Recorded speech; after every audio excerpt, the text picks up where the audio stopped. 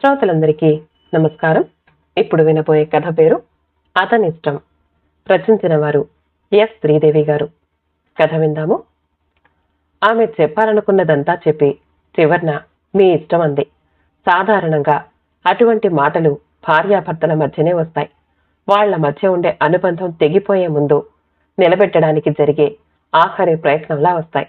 అటువంటి ప్రయత్నం ఆమె వైపు నుంచి జరిగింది. ఇక మిగిలి ఉన్నది, జరగాల్సినది అతని ఇష్టం మీదే ఆధారపడి ఉంది. అతను ఆలోచనలో పడ్డాడు. అతని ఆలోచనలు తుది మొదలు లేకుండా సాగాయి. గజిబిజిగా అల్లుకుపోయాయి. పెళ్లైనప్పటి నుంచి ఇప్పటి వరకు తామిద్దరి మధ్య జరిగినవన్నీ గుర్తు తెచ్చుకున్నాడు. ఆలోచిస్తున్న కొద్దీ విషయం చాలా చిన్నదనిపిస్తోంది.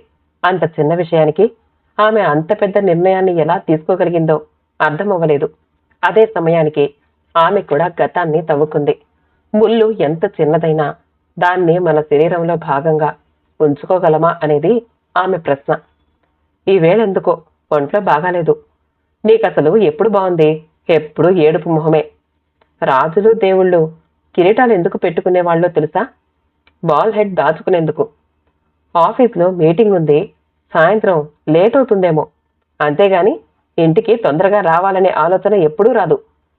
చీమా దోమ ఫ్రెండ్స్ రెండూ కలిసి క్రికెట్ మ్యాచ్ చూడ్డానికి వెళ్ళాయి. లాస్ట్ వికెట్ పడిపోగానే అంపైర్ ఆల్ అవుట్ అన్నాడు. ఆ మాట వినగానే దోమ కంగారుగా పారిపోయింది.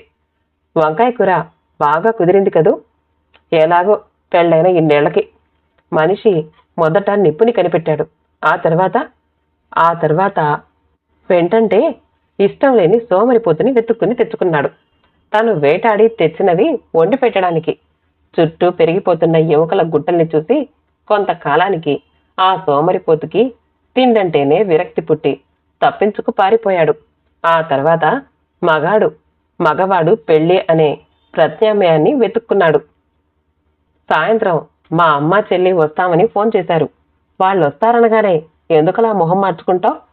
కృష్ణుడికి భార్యలందరూ 8 మంది. అంటే ఆయన కోడలికి అంతమంది అత్తగారులన్న మాట. చిన్నగా నిట్టూర్చింది సృజన. కాంట్రాస్ట్. వర్తమానానికి గతానికి కాంట్రాస్ట్. ఏమైపోయాయి ఆనాటి తన నవ్వులు, స్త్రీవాద భావాలు? కాల గర్భంలో కలిసిపోయాయా? పువ్వులై విరిసి ఈ ఇంటి ముంగిట్లో రాలి పడాల్సినవి ముడుచుకుపోయి ఎండి ఏ గాలికో కొట్టుకుపోయాయి. భర్త సునీల్తో ఏం మాట్లాడాలన్నా భయమే. ముళ్ల కంపతో గీరినట్టుంటుంది అతని ప్రవర్తన. పైగా చెప్పుకుంటాడు, అదో పెద్ద క్రెడిట్లా.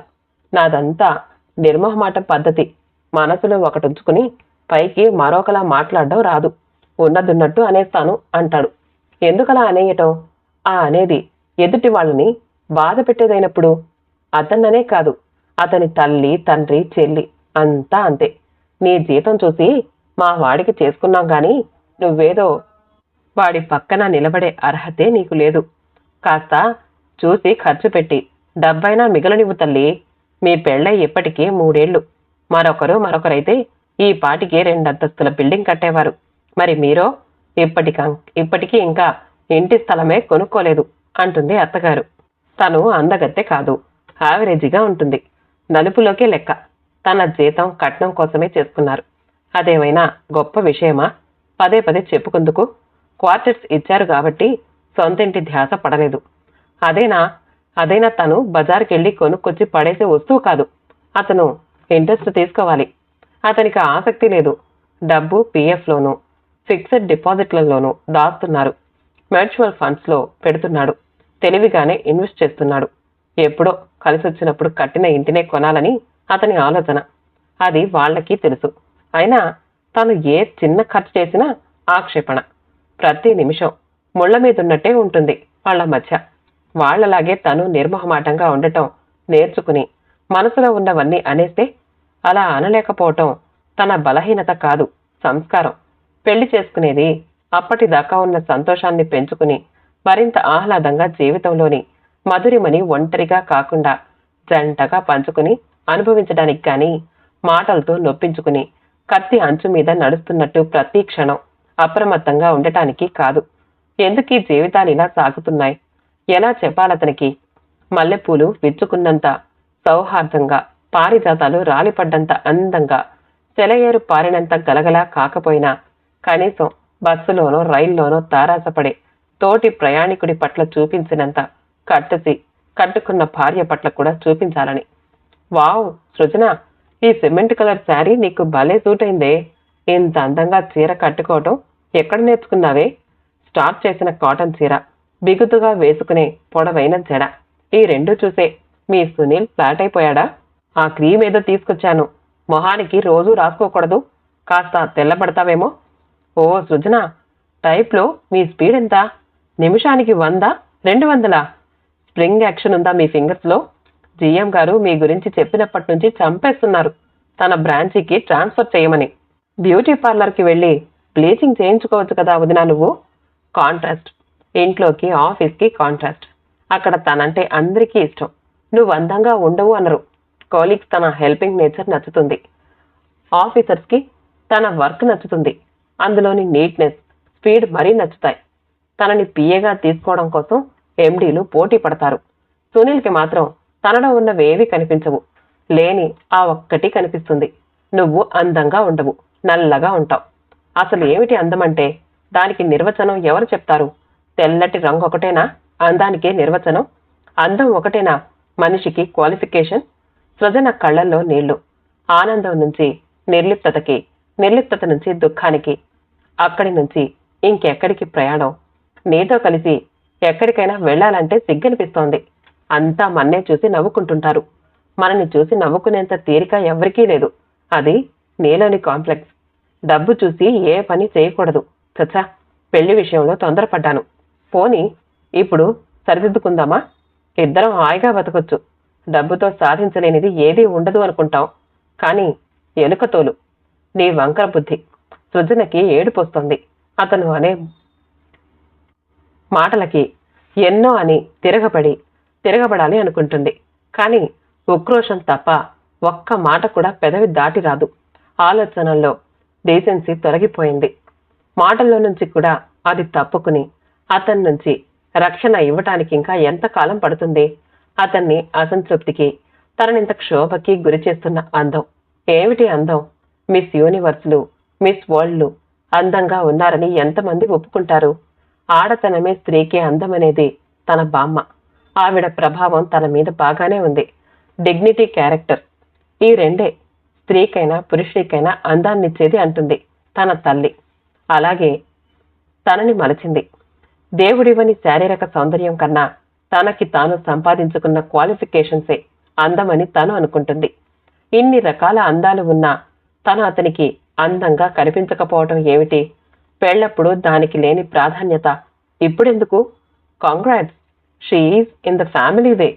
ప్రెగ్నెన్సీ కన్ఫర్మ్ చేస్తూ అంది డాక్టరు. సునీల్ ముఖంలో విభ్రాంతి, సంతోషం. అక్కడికక్కడే సృజనని 2 చేతులతోటి ఎత్తి గిర్రుమని తిప్పేయాలన్న కోరికని బలవంతంగా దాచుకున్నాడు. ఎంత ఎదురుచూపు ఈ క్షణం కోసం! ఇంటికొచ్చాక చూస్తే సృజనలో అలాంటి సంతోషం కనిపించలేదు. అమ్మా, నువ్వు చెప్పు, నీకు మనవడు కావాలా, మనవరాలా? తల్లిని అడిగాడు. ఎవరైతేనే నీ పోలికలొస్తే చాలు అనేసిందావిడ చాలా మామూలుగా. సృజన దిగ్గున కళ్ళెత్తి చూసింది. ఆమెలో ఆలోచన. ఏమిటంతా ఆలోచన? బెడ్రూంలోకి వచ్చాక అడిగాడు. అప్పటికి ఆమెలో ఆలోచనే, అడగడానికి సందిగ్ధతే. ఏమైంది? అతనిలో ఎప్పుడూ లేనంత ఆర్ద్రత, అతనిలో మార్పు వచ్చిందా ఎంత సడన్ గా? అలా అనిపించలేదు ఆమెకు. పిల్లలెందుకు మనకి? బాబో పాపో మీలా కాకుండా నా పోలికలతో పుడితే మీరు సరిగ్గా చూస్తారా? అంతేకాదు, 2 పిల్లల్ని మనం కనబోయేటప్పుడు ఒకరికి మీ పోలికలు, మరొకరికి నా పోలికలు వస్తే నాలాగా మరో ప్రాణి ఈ ఇంట్లో క్షోభపడటం దేనికి? మాటలు పేర్చుకుంటూ అడిగింది. సృజన తెల్లపోయాడు. నువ్వు బాగుండవు, నీ జీతం, కట్నం వీటి కోసమే చేసుకున్నాం. ఇలాంటి మాటలు నన్నెంతో బాధ పెడతాయని మీరెప్పుడైనా ఆలోచించారా? నన్ను చేసుకోమని మిమ్మల్ని బలవంత పెట్టలేదు. ప్రేమించుకుని తొందరపడి చేసుకోలేదు. ఒకరినొకరు చూసుకుని, ఆలోచించుకుని ఇష్టపడి చేసుకున్నాం. నన్ను చేసుకోవటం, చేసుకోకపోవటం రెండూ మీ చేతుల్లోనే ఉన్నా నన్ను కోరుకుని చేసుకున్నాక మీలో అసంతృప్తి. ఎలాంటి పిల్లలు కావాలో కోరుకోగలిగే టెక్నాలజీ మనకింకా రాలేదు. నల్లటి బాబో పాపో పుడితే, పాపే పుడితే అందుకే నేను అబార్షన్ చేయించుకుంటాను. సైన్స్, టెక్నాలజీ వేగంగా డెవలప్ అవుతున్న ఈ రోజుల్లో మనకి కావలసినట్టు పిల్లల్ని కనే రోజు త్వరలోనే వస్తుందనుకుంటాను. అప్పటిదాకా ఆగుదాం. అలా కాకపోతే మనం విడిపోదాం. పుట్టే పాప ఎలాంటిదైనా నాకే ఆక్షేపణ లేదు. నాకు జీవితం అంటే అందం ఒక్కటే కాదు, ఫేస్ క్రీమ్లు రాసుకుంటూ పార్లర్ల చుట్టూ తిరగడం కాదు. నేను నా పాపాయిని గ్లామర్ డాల్లా కాకుండా వ్యక్తిత్వం గల దానిగా తీర్చిదిద్దుకోగలను. మీరు ఇన్ఫీరియారిటీ కాంప్లెక్స్ ఇంజెక్షన్ ఇవ్వకుండా ఉంటే ఆలోచించుకోండి. మీ ఇష్టం అంది. అలా అడగటంలో ఆమెకి గుండెల్ని మెలిపెట్టేసే అంత బాధ కలిగిన అతని నిర్ణయం ముఖ్యం. అతని ఆంతర్యం తెలుసుకోవటం ముఖ్యం. అతనికే అర్థమయ్యింది తను కేవలం డబ్బు మనిషి మాత్రమే కాడని. పిల్లల కోసం, ఆమె చెప్పిన కారణాల కోసం పిల్లలను వద్దనుకునేంత మూర్ఖుడు కాదని తెలియజెప్పాల్సిన అవసరం ఉందని. కానీ నిర్మోహమాటం అనేది ఒకటి అతని భావాల చుట్టూ కంచుకోట కట్టేసింది. చూడు, అందం దేవుడిచ్చేది, మన చేతుల్లో లేనిదని అంటూనే లేని దానికోసం ఎందుకింత బాధపడుతున్నావు? నువ్వు నాకు నచ్చలేదని కాదు, ఆ కొద్దిపాటి లోపం కూడా లేకుండా ఉంటే ఇంకా బాగుండేది అని. నాకన్నీ ఫ్రాంక్గా చెప్పడం అలవాటు. అంత మాత్రం చేత ఇలా ఎలా అనుకోగలిగావు?